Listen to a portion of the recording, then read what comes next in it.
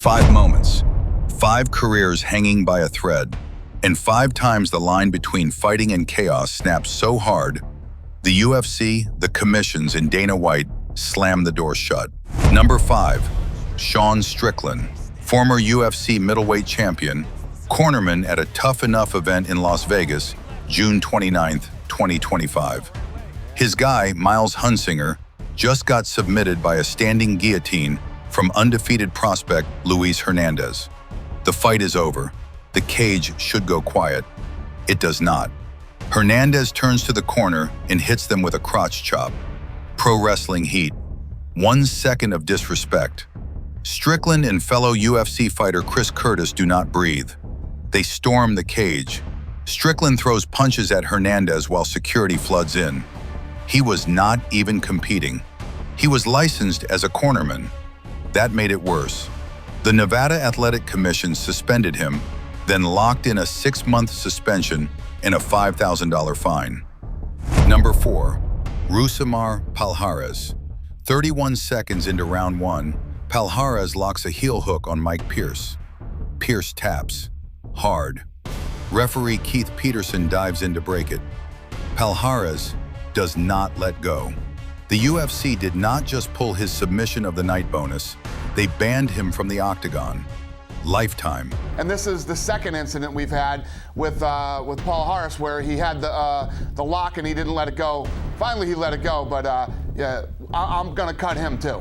You're gonna cut him. This is it. You're saying here right now on the record, not just a suspension, he's done. He's done. He's done. Number 3. Conor McGregor.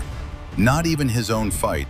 Bellator 187, Dublin, November 10th, 2017. McGregor vaults the cage like it is a backyard fence. He is not there to hug his guy. He is hunting referee Mark Goddard. Weeks earlier, Goddard had warned McGregor in Poland for walking the cage apron during a teammate's bout. Bad blood already simmering. Inside the Bellator cage, McGregor shoves Goddard in the back, points, screams, and delays medical checks for the fighters who just competed. He also slaps a Bellator staffer trying to pull him off the fence. The Mohegan Tribe athletic regulators called it an assault. They said his conduct jeopardized fighter safety. They looped in the UFC and other commissions. McGregor was not fighting that night. He still almost burned bridges with every athletic body that licenses him. When the biggest star on earth storms a cage and puts hands on a referee, the sport does not laugh it off. Number 2. Paul Daly, UFC 113, May 8, 2010. Daly walks up and fires a left hook into Koscheck's face after the bell. Cold, deliberate. No scramble, no clinch break. A sucker punch on live television. Dana White did not schedule a hearing. He did not wait for morning. He handed Daly a lifetime ban from the UFC on the spot. Called it one of the most disgusting things he had ever seen inside the promotion. He's done. I don't give a shit if he's the best 170-pounder in the world. He'll never come back here again. We're talking Paul Daly. Yeah. You're cutting him from the Yeah. He'll never come back.